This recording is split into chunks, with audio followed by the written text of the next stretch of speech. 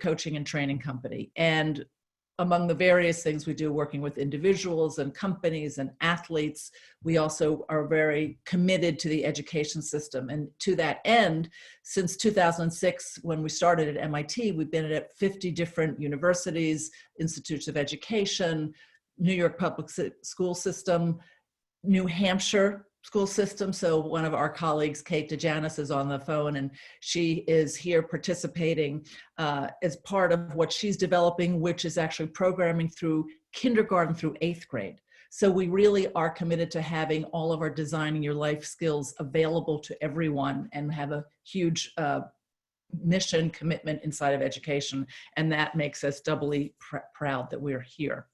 So you're going to be hearing, it's actually going to be interactive to the extent it can be. You're going to be hearing not only from me, but from Jenny, from Kate, and I'd like to hear from you as you contribute what you're dealing with, what your experiences are. So don't be surprised if I ask you to share also, okay?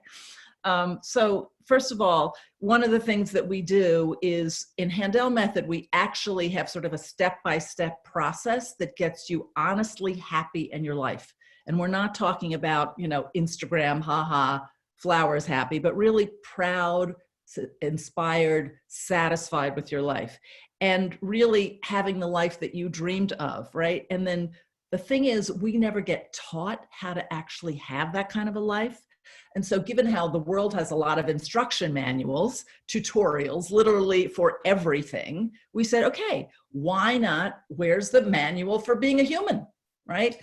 And you might say, well, gee, in this time, what are we doing? No, but exactly in this time is important to remember what it takes to human better. That's why we call it how to learn to human better in a pandemic, right?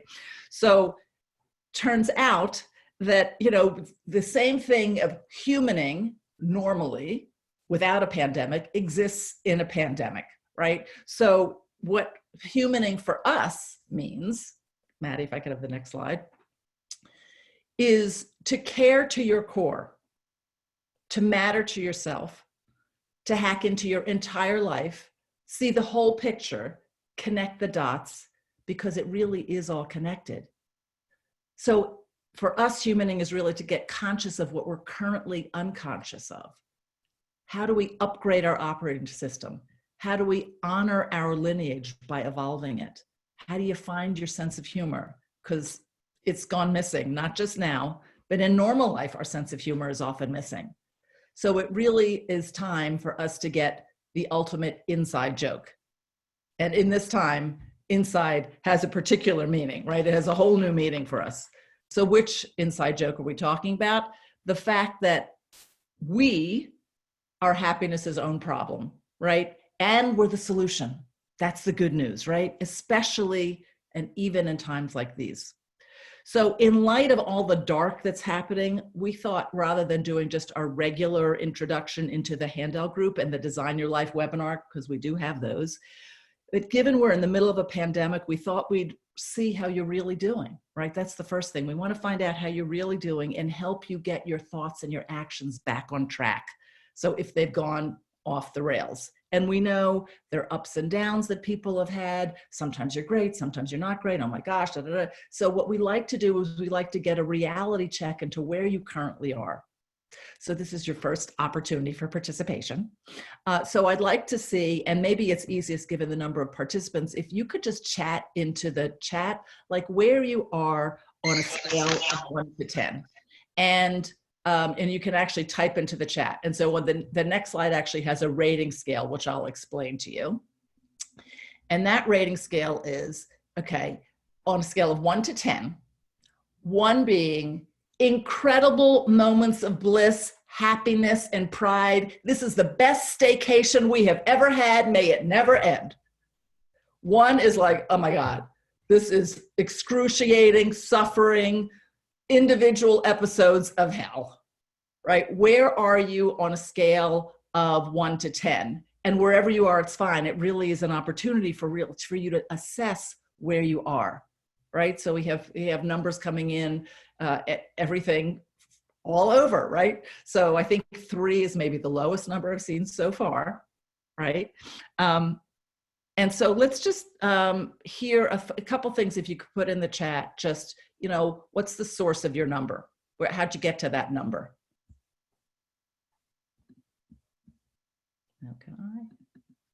I think especially for the threes, it might be nice to purge a little bit of the stress you're feeling. That's right. To be in. So either, I think it's probably easiest in the chat given the number of people. Just for those of you who are threes or fours, say what the source is of your 3 or 4.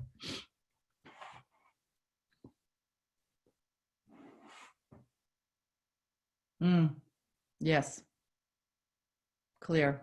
Yes. So just to read some, you know, so wife is 26 weeks pregnant with twins, working from home.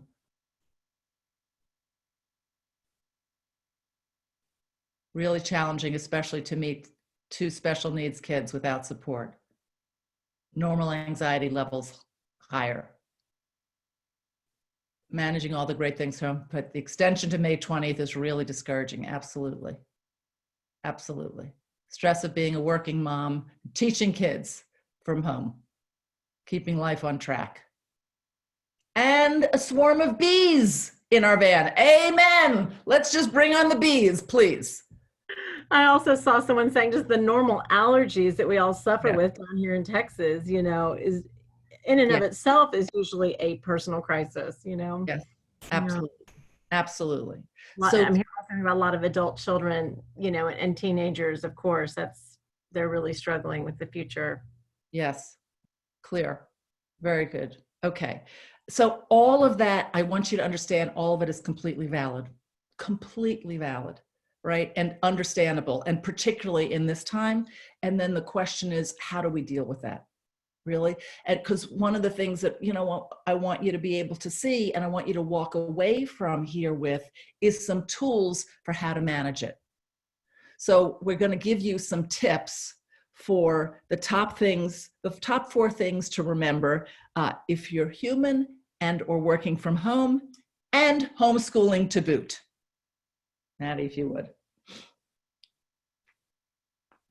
Okay, so this is what we're looking at today, 4 things that you walk away with. Okay, so the first tip, next slide, please. The first tip is to tell the voices in your head, especially that voice of fear, who, by the way, having watched, read, listened to enough news, has a medical degree. That voice of fear for sure has a medical degree. What we want to do is to have you tell that voice of fear to pipe down, right? Pipe down, right? We really do have a say over what our mind says. And so in Handel method, we actually give voices to those heads in our, we actually give names to those voices in our head. And that way, when we give it a name, it's much easier to hear it. You can catch them, and you can even find your sense of humor again and laugh at them. I know it seems unlikely, but it's true, right? And because even in normal times, you know, we're not so smart about how often we go dark. You know, not to mention we have very little clue where our inner light switch turns on. So you may have heard the stats by now, but if not, I'd like to offer them to you. Next slide, please. So according to science and studies, the average human has about 12 to 60,000 thoughts a day. Of those thoughts, guess how many are happy, inspiring, original? Yeah, not so many. The studies actually show that 80% of our thoughts are not only negative, so that's 80% of our thoughts are negative, but 95% of them are the same thoughts as the day before. So we may be in a pandemic now, but imagine now how much worse it is. Like, that's normal. That's normally. And now we have many reasons to go dark. The only thing is, it doesn't really help. And so one of the things that we want to do is we want to introduce you to the names that we give. And you have to understand about Handel Group, we always have to have a sense of humor, because if we do not have a sense of humor, we will not shift anything and nothing will change. So therefore, we want to introduce you to the names that we give to those voices in our head that are not the voices of inspiration and dreaming and happiness. Next slide, please. So our advisory board, the ones that are other than that, we call by several names. There is the voice of the brat, the entitled 4-year-old in an adult body saying, I don't want to, and you can't make me.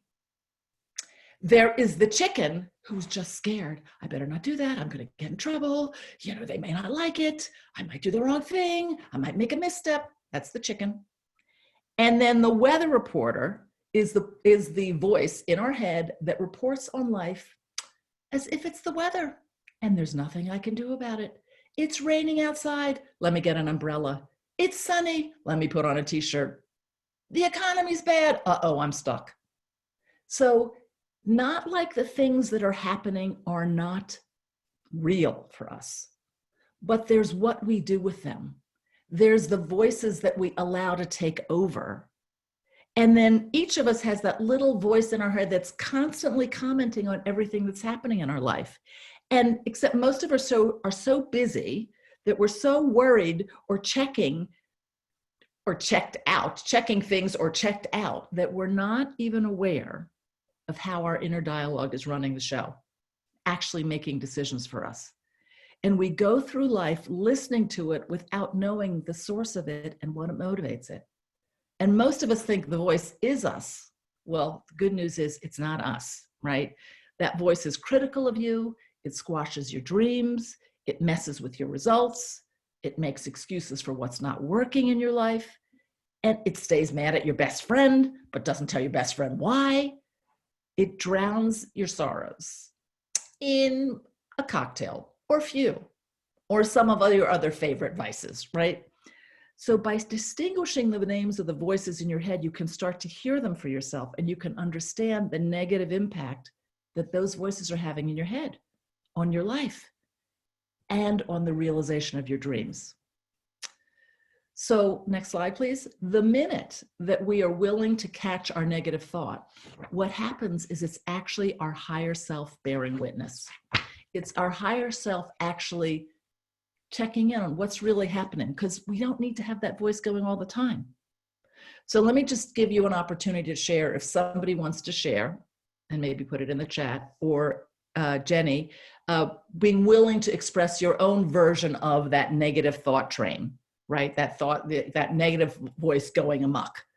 I've got a good one. I mean, I'm a single mom, so it's very easy to get into weather reporter status. I've learned that it's like, oh, this is as good as it gets. Like, you know, I'm a single mother. It's easy just to throw my hands up in the air and play victim. And, you know, but working with the method, I've been able to really author my weeks. And my brat, you know, I just want to lay on the couch and watch a movie with the kids on Sunday when I know I need to get up and get my week ready, right? And so that, and then being afraid to reach out for support with other parents in the community, or, you know, being willing to say, I'm lonely as a single mom, or, you know, something like that. So you can see those three voices are all intermingling and can very quickly lead me to kind of a paralytic, I'm just going to hang out on the couch with a happy hour drink, which I haven't drank in years. And that's become a thing, you know, so easy to fall into these patterns, very predictable patterns.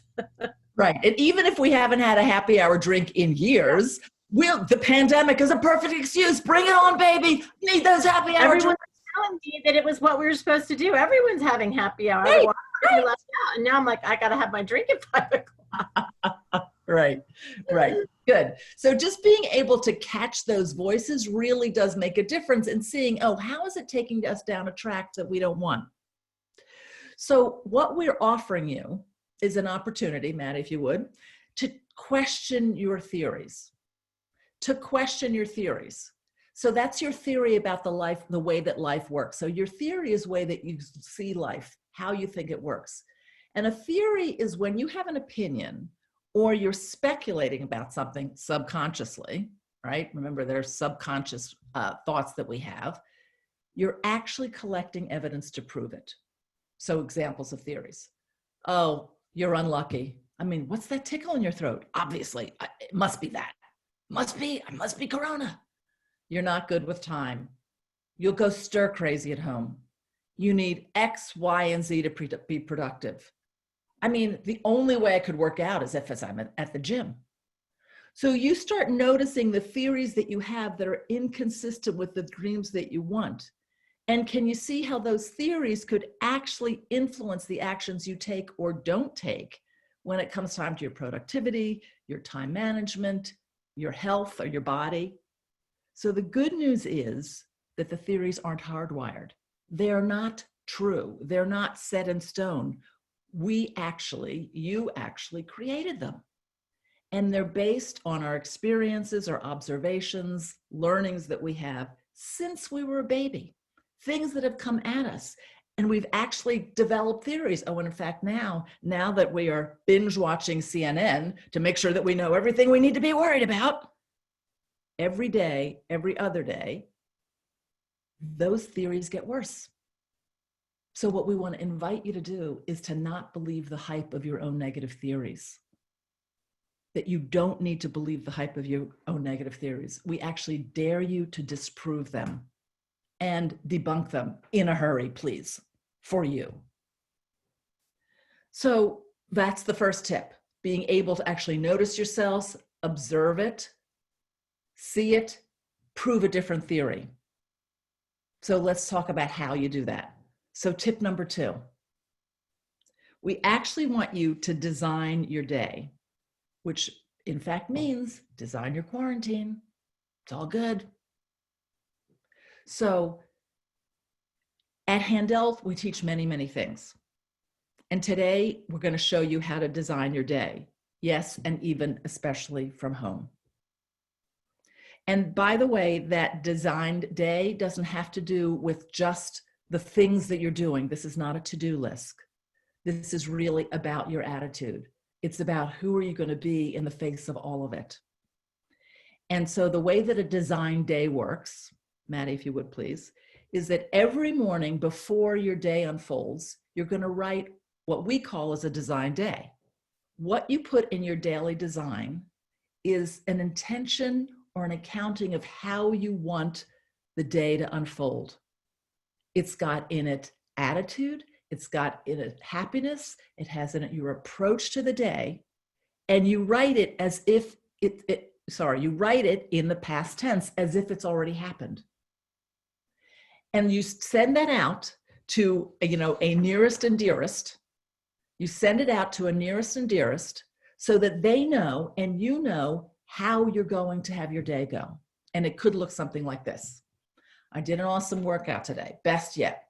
I led an amazing Zoom call. I supported my colleagues. I told my inner doomser, that negative inner dialogue, to pipe down. I was wildly productive. I finished 5 items on my to-do list. I got 30 more Instagram followers. I set up 4 video dates for those of you who are looking for love in the time of Corona, which we do advocate. I was proud of myself, right? So this is just an example. You pick the things that are good for you, but you put that in, and this is how I want my day to go, okay? And why not? I mean, it's your day after all. You get to say, and you get to put in it whatever you want. But the point is you're going at it intentionally. You're going at it saying, this is what I want to make happen today. Just a little tip, do not overdo it. Do not make it so huge that you're going to fail, right? Make it so that you can actually feel accomplished at the end of the day, okay? So that's what you do at the beginning of the day. And at the end of the day, what you do is after you send it to the people in your life that you care about and who'll support you in the morning, you want to end your day powerfully. So you know what you did, you know what you didn't do, you're actually seeing it, and so you can set yourself up for the next day. Then at the end of the day, you'll send an accounting to the people you sent it to at the beginning of the day. Everyone who's reading your daily design also knows just how you did and how they did. So that really has you remain connected, be in communication with people, put your intention out in the world. You don't need to be out there. You are creating your social connectivity. So next slide, please, to see at the end of the day, this is what it looks like. So I did an awesome workout, best yet. Yes. I led an amazing Zoom call. Yes, but note to self, close out the tabs before sharing your screen. Oopsie. I supported my colleagues. Yes. I told my inner doomser to quiet down 3 out of 5 times. And the point of this is that you actually are creating how you say you want your day to go. So it keeps you connected to the people in your life, your fellow stuck at homies, It has you be the source of your day's creation and not simply acting in response to it. So it has you be proactive. And that's what makes a huge difference in not being at the effect of life coming at us, but really being able to manage what's going on a day-to-day basis because you say, because you're the author, because you are creating it. So that's the second tip. Third, Maybe I'm just going to interrupt for just one second. please. We've got a lot of interesting comments that are coming Sure. in the chat Please. that I thought might be interesting just to take a minute to hear a couple of people are saying some things that maybe might fit into the daily design. Right. Like one person wrote down, I can write down a schedule, but I won't do it. I have no discipline. So I can see right there a theory. Yep. Maybe just run with that one. I've got a couple more we could just quickly unpack. Right. So let me just say something about the theory called I have no discipline. One of the tips I'm going to give you coming up, stay tuned, is how to bring discipline to your life, how to actually make those things happen. And just to be clear that the design day is not a schedule. It's not a to-do list. It's actually how you say you want it to have gone and what you want to have accomplished. Your calendar, which I'll also talk about, is more about scheduling, is more that to do. But the design day is just how do you want it to look at the end of the day? And some of the things that you might want to put in there is, I didn't let that negative inner dialogue get me.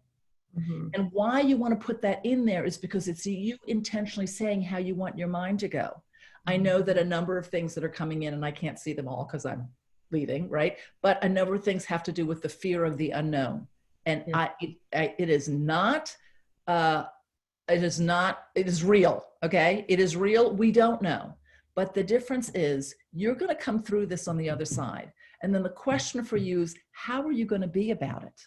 What are you gonna cause for yourself that's gonna have you feel empowered rather than the victim of it? Because one of the things that is consistent across the world in this case is that we're all being impacted in one way or another. And the difference for you will be how you're going to be about it, how your leadership, you as leaders in your life, for your family, for the people around you, for your community, for the PTA, how you as leaders are going to be. Because you could certainly give into the chicken or saying, well, I shouldn't have to do anything about it. That would be the brat. Right? Or it just is that way. That's the weather. All that would be completely justified. The only problem is it won't help you. So this is about really causing your existence, and your design day is a way to do that. Just two more quick examples I think are helpful coming out of the chat. One person says they're very worried about their relationship. I mean, of course, yes. Divorce looming. And then I think about that a lot. I'm a single person that likes to have my pity party around being single. And I think all these people that are stuck together all day, it must be so hard to have a partner right now. And then also someone was mentioning, like, it's really hard to be the Pinterest mom. And I think about these PTA leaders, and, you're so used to being the leader and in front of the community. And I mean, of course, it's like, I don't feel like doing that today, right? Yes. She also mentioned, here's the thing that let me just say. She talks herself into being, she's not a good mom. So let me just offer you something relative to that. So the first thing is, you don't have to pretend. This is not about pretending. This is not about being perfect. Nobody is being perfect now. We are all working it out. We got kids running around, which are distracting. The beauty of this thing about the pandemic is that people can appreciate it. We all have it. Everybody is dealing with something. So you have to be able to recognize that you got to allow yourself space. You've got to actually put in what you need. You've got to take space for yourself. It may mean that you need to have conversations with the people in your life, right? In order for us to get what we need, there's a negotiation involved. It's just that the circumstances are more extreme. And Jenny, just to your point, or whatever the person's point was about the relationship, I get it. I've been married for 25 years. I love my husband. I really do. I could tell you many stories and would be happy to, but I am finding it challenged not to give into a theory of course I'm justified. He's not doing it right. Right. And 2 days ago, I said to myself, you know what? That can't be. That's not in line with the relationship that I want. I actually need to get that theory on a leash. I actually need to do something about it. So I actually took that one on. Good news is 2 days in, I'm doing well. But the point is, I don't say that glibly. I say it's actually real. And some people will come out of this pandemic realizing, maybe that one wasn't for me. Other people will say, you know what? I want to make it work, and I want to make it work because this is the person I chose and I love them madly. And yeah, we're in a stressful time, but we can do something about it. Gaby, can I jump in real quick? You can. Hi, so there was a great question on the chat about the design day being for strictly adults, or is that something that we can use as a tool for children and students? And as I'm doing my online Zoom guidance classes with students this week, K through 8, we started with a game I call High, Low, Diamond in the Rough. So I just wanted to check in and see how they're feeling, right? Like, what's your high? What's your favorite part of having been home the past few weeks? What's your low? What's something that's been really difficult, disappointing, or hard for you? And what's a diamond in the rough? What's a surprise that you didn't expect that was actually kind of cool about this whole thing? So just to get them feeling their feelings and realizing how many similarities we're all having between our high, low, diamond in the rough. And then we left them with an assignment to design a great week for themselves, to get them really back in their author voice so that they're feeling empowered around designing their day. Perfect. Right. So and then the fast answer to the question is, it's for everyone, right? It's for everyone who cares about actually being proactive. And here you have a teacher who's put it into the classroom, which is, by the way, just a little plug for what we care about in Handel, is giving people tools at a very young age so that they can develop and actually cause their existence in a different way. So thanks, Kate, for sharing. That's really awesome. Great. Okay, good. Good. So let me give you tip 3, which is perfect because we're talking about time, right? So given the time that we've got, you might want to work on your relationship to time, right? We have a little bit of joke. Do you two need to have a hard conversation? Do you need to get real about what's so relative to time? So we have some helpful hints about time on the next slide. It's dense, but gonna give it to you here. Maddie, if you would. So the first thing you want to do is you actually want to put everything into your calendar. And I mean everything, like showering, like eating, like exercising, like family time. Why? There are 24 hours in a day, and that's it. And everything you want to get done in a day actually has to fit in that day. And your calendar doesn't lie. And it tells you what's possible, what will happen, and what will not happen. And so if you try to keep it in your head, guess what? It's not going to happen. Things will fall out. Even if you just keep a few things in your head and say, oh, I'm sure I'll find the time, typically doesn't go well, right? So especially when time is at a premium, you want to use your calendar. It is a tool for you to use, and it actually is instructive for you. Right? So sure, can we have magic things happen, unbelievable, out of the blue? For sure. But for right now, the math still has to add up in those 24 hours. And you can't count 23 and a half because, newsflash, you need to sleep. And you need to make sure that you're getting the sleep that you need. And you make sure that you're eating because, many of us, between running around and attending to the kids and homeschooling the kids and doing, our jobs at the same time, will just sit and not eat the entire day. Does not work. You need to put it in your calendar. You need to schedule it. For those of you who forget, my husband literally, before the pandemic, could go an entire day and not eat. And at the end of the day, he's like starving. Surprise! You actually need to put it in your calendar if you forget. So many of us either overestimate or underestimate the time something actually takes. And so if you put it in your calendar, you get more accurate about how long things are going to take. He actually did start doing this. They're just saying, finally, he started to use his calendar. You want to time yourself and adjust your calendar accordingly, right? Leave time for the unexpected, right? Your 5-year-old doesn't want daddy to put her down for a nap. She only wants you. So actually build in some buffers. Don't schedule everything back to back to back. You know what? You may not get everything done now that you got done before, and that's okay.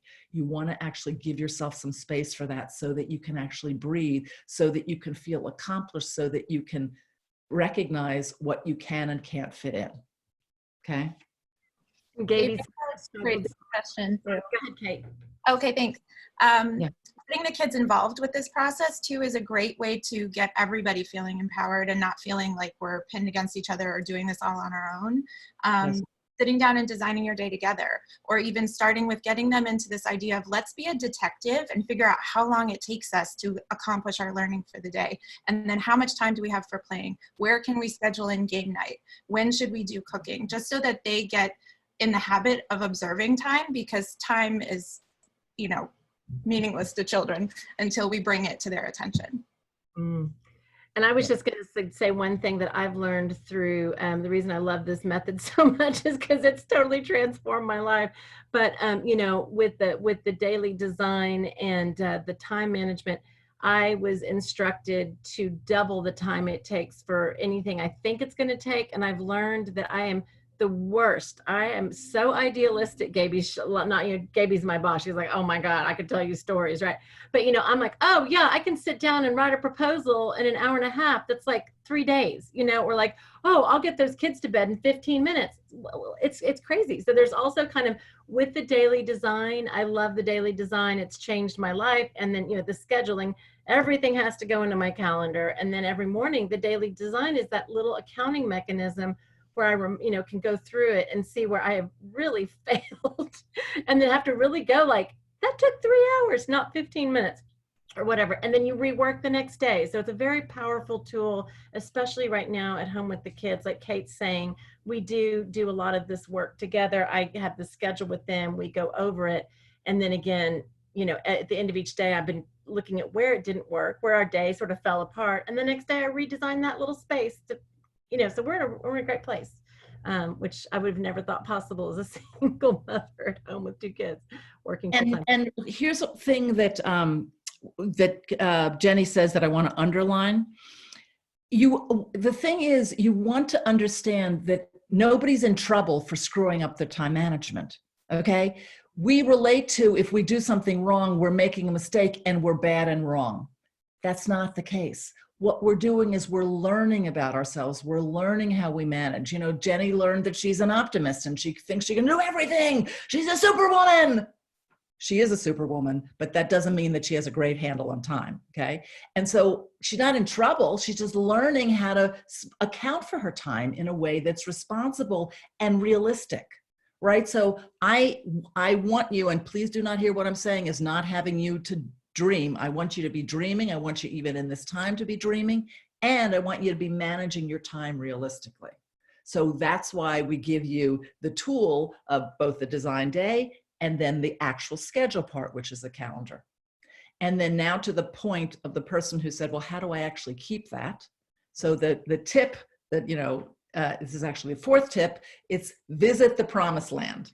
No flights required. Okay, so we're not talking about the margarine and we're not talking about Israel, but we're talking about using the integrity tool that we have. So personal integrity is not the only the secret sauce to happiness in life, but actually even in the pandemic. And so what personal integrity is, next slide, please, is the ability to make and keep promises to yourself that match your dreams. To be ability to make and keep promises to yourself that actually match with your dreams.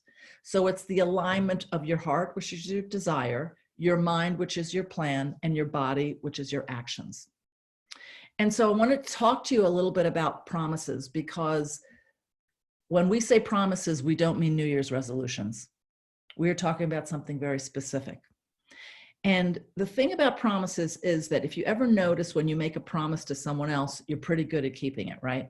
You're pretty good at keeping it. So if you say to your colleague, I'll meet you at 3 o'clock on Zoom, you don't mean if nothing better shows up, right? And you know, when you say to yourself, okay, I'm going to blog monthly or tweet daily or exercise 3 times a week, you're more than willing to excuse yourself from doing the thing that you said you do, so long as you don't feel guilty about it, right? You know, it's a promise to yourself, right? In fact, the more guilty you feel about it, the more guilty you feel about not keeping your promises, the better person you are. Because of course I didn't mean not to keep my promises. So I'm a good person, right?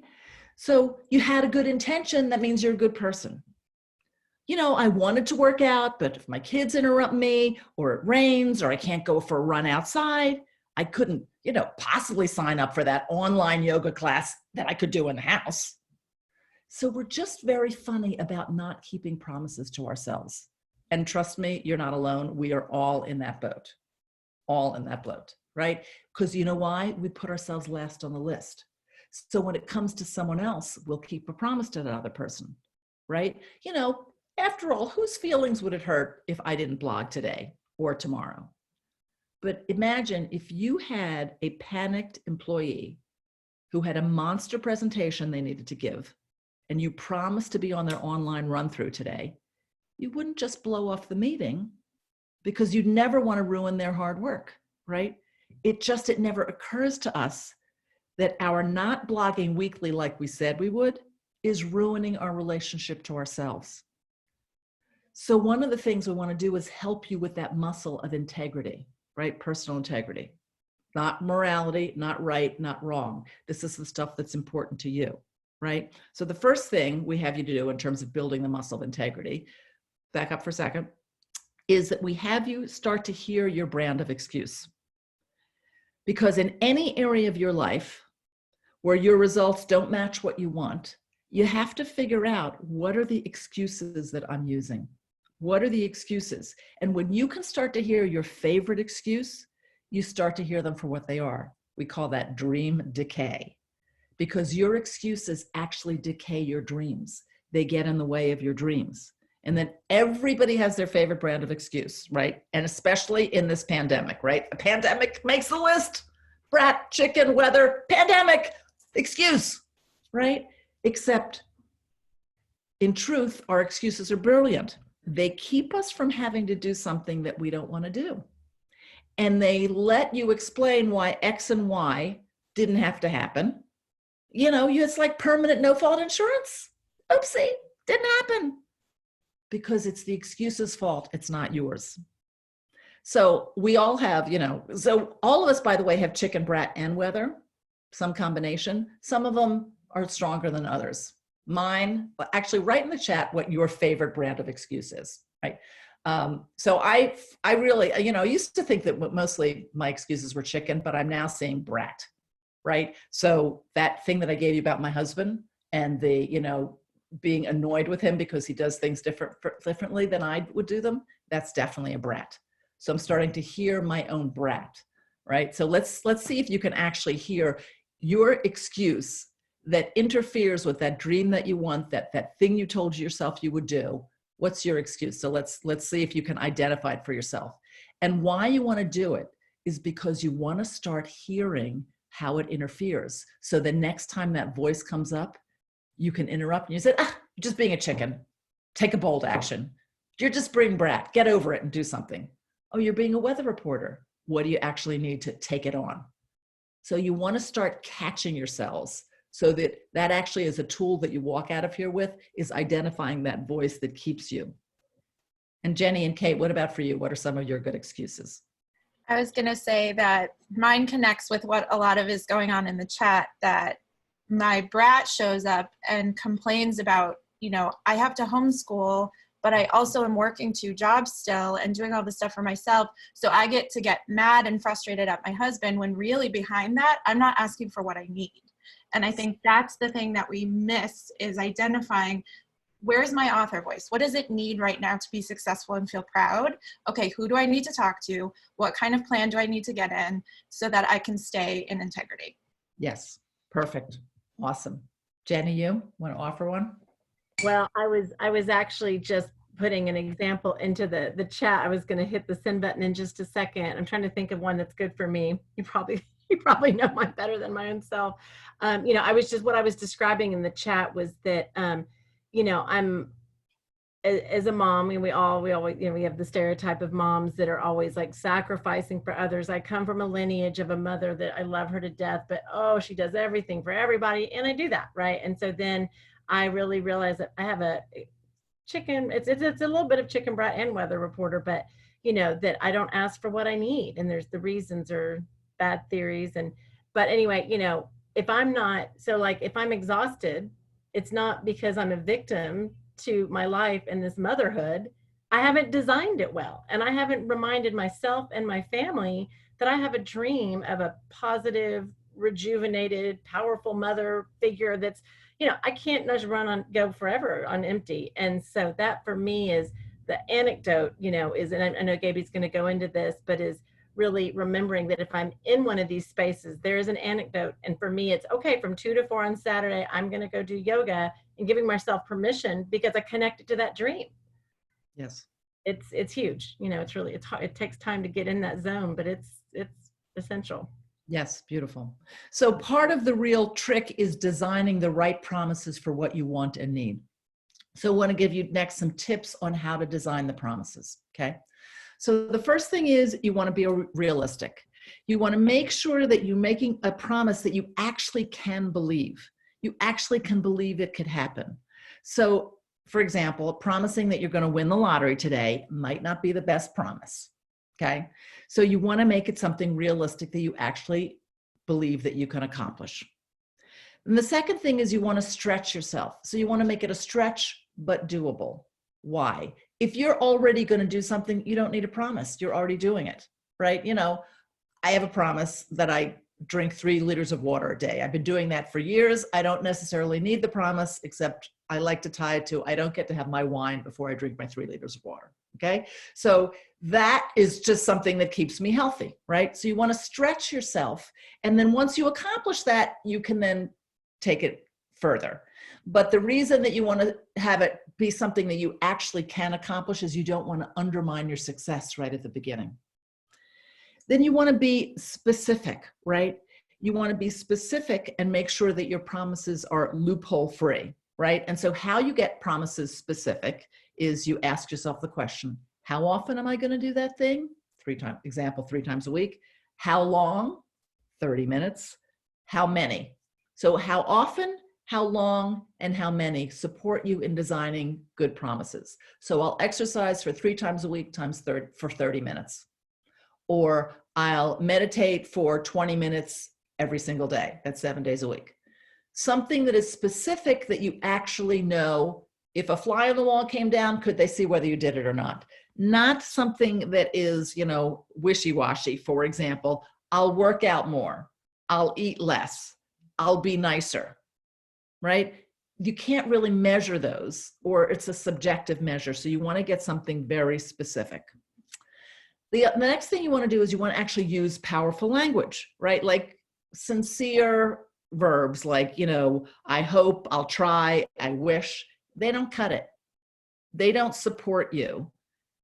When it comes to making promises to keep your plan on track, you don't want those kind of wishy-washy words. You also want to manage the external world. And what we mean by that is, if you know that you're going to a remote place that has no Wi-Fi, do not plan to tweet 3 times a day. Not happening, right? If you know you're going to a place where they don't have a gym, don't say you're going to work out at the gym. That doesn't mean you can't work out, but you want to manage what's happening around you, right? If you know that you're going into the rainy season, you don't like to run outside, don't say I'm going to run outside 4 times a week. So you need to manage the external world of what's actually happening in order to make sure that you're going to be successful. And then the business about getting the joke, yes, I'm sorry, another one, is that the more you resent having to make promises and keep promises, the more you need that promise. So sorry, right? You got to get the joke about ourselves. Like, we're really the things that are annoying to us that we don't think that we want. Those are probably the ones you need, right? And then the idea is do it now. You really want, so the last tip is really do it now. There's no time like the present. There's no time to human better than now. Poor Mondays. Oh, I couldn't do it. It's on Monday. Yeah, leave Mondays alone. They're fine, right? Do it now. Make your promise now, because it's going to empower you now. And that's the whole point of it. No, hold on. I'm on a Zoom conference call. Let me just mute it. Okay. Bye. Okay, good, Lexi? Okay, so. Jenny, Gaby, can I jump in real quick? Please. So I was just thinking about a connection for this specific tool and translating that to make it accessible for children and students as well. And the way that I language this with my kids at school and my kids at home are, we call it a level up plan. So if you want to level up, if you want to reach your higher self, if you want to achieve your dreams and reach your dreams, your promises are your roadmap. And they love the video game language. So level up was like, oh, cool, I want to level up. So putting in place promises that are in line with where you want to go becomes your level up plan. So if you want to be a higher version of yourself, you can't continue to do the same actions. You have to put in place new actions, new promises and consequences to keep driving yourself in that direction. Perfect. Perfect. So I want to give you some examples of some career-related promises, okay? So, and this is also, when I say career, I mean, you know, in terms of your leadership, in terms of who you are as leaders relative to the people that you're taking care of now at this time, right? So some examples. I'll speak to 5 people in my network per week. I'll spend 2 hours writing my leadership plan per day. And by the way, if that's too much, make it less, but that's just an example of a specific promise. I'll have a conversation with 1 colleague I don't know well each day. So you want to really look for you to design promises that are going to support the vision that you have, the dream that you have, what you're trying to create. Okay. So now here you have promises. And I know I'm moving through this quickly. To the extent that we actually wind up doing this other 8-week seminar, which we're talking about, we can talk more about this. But right now, trying to give you as much as I can in the hour that I have with you, okay? And you're doing amazing, Gaby, thank you. So how do you start to care about your integrity and actually keeping the promises? Remember before when I said this is not about New Year's resolutions? This is really about how do you make and keep promises to yourself. So we have some tools for you actually, for the person who asked about the no discipline, here's where discipline comes in. First of all, you have to have enough integrity to say that you want to do it, but now I'm going to give you a tip for how to make sure that you do it if you really want it. So you want to first see how you've been last on your list. You want to see that, you know, you have to get annoyed with the fact that you keep promises to everyone except yourself. And not only that, you have to see it's been a crime to your own happiness, that you've been interrupting your own happiness and your dreams. So the first thing you have to do is to recognize that. And if that's the case, what do you do about that? So you need 3 things. You need a buddy. You need to go public with your promises and need to put in a self-imposed consequence. So finding a buddy, the person that you find is really some person that's going to hold you to your promises no matter what, through thick and thin, because they love you and they care about your dreams. Because until you start to notice how great it feels to count on yourself to keep your promises, you need someone else. You can't do it. You can't be trusted with them alone, okay? And by the way, this is not like the buddy that you go to the bar with or who buys into all of your poor me excuses. No, no, no, no. You want somebody who cares about you and your dream and having it happen, right? Then you go public with your promises. Yep. You tell the people who you care about, your nearest and dearest, or your kids. Oh, your kids are very good for holding you accountable because they like to make sure that mommy and daddy are actually doing what they say they're going to do. So kids are a good one. So if you owed your kid $20 every time you raised your voice or didn't go to the gym or ate something you shouldn't eat on your eating plan, guess what magically happens? Yeah, that would be the secret sauce in our system, right? We have you put in self-imposed consequences if you don't keep the promise, right? And one that you're designing, one that's important to you, right? So Jenny, what are some good consequences that you have, or Kate? I was just putting in the chat, I've already spent $7 this week using bad words in front of my children. It seems that I have an idea that it's okay to cuss during the coronavirus times that I didn't do before. It seems to be related to the happy hour. I don't know quite what's going on. Amazing, right. I also wanted to give one more quick example. You know, like for me with eating and weight loss has always been really hard for me. And for years, it's like, I need to lose 10 pounds. We all know that deal. And then it was like, okay, then I go to the extreme. I'm going to track every single bite of food coming in my mouth and write it down. That's never going to work. You know, and I kept working with my coach. I don't give up. I keep trying to figure this out as part of this long-term strategy. And like I've realized, if I just say, don't eat more than 1.5 cups of starch a day, I can do that. We all know what a starchy food looks like. And like, so through this, coronavirus, the quarantine, I've actually been able to really stick to that because it's a doable consequence. It's very clear. And I mean, a promise. And then my consequence is I have to do 50 sit-ups at bedtime if I didn't do it. And I hate sit-ups. I do not want, especially at bedtime. So it really keeps me in check. So a consequence is really a good thing for you because it supports you from where you want to be, to go where you want. So you don't need, get rid of the excuses. Don't feel guilty. Either keep your promise or pay your consequence. Very simple, right? And so figuring out the right self-imposed consequence is a way for you to get accountable to your own dreams, right? And so when you make a promise to yourself and attach a consequence, you keep yourself aware of your promise and ultimately aware of your own personal integrity, right? So you want to find the right one. So I want to give you a chance just to put one promise and a consequence in the chat so that you can walk away actually feeling like you have that, you got that down, and you can actually use it, okay? And so, make one promise, next slide please, one promise and consequence to take on that would forward one of your dreams. And if you want to share them, great. And then as you're doing that, let me just say, because we're wrapping up here, that I want to thank you.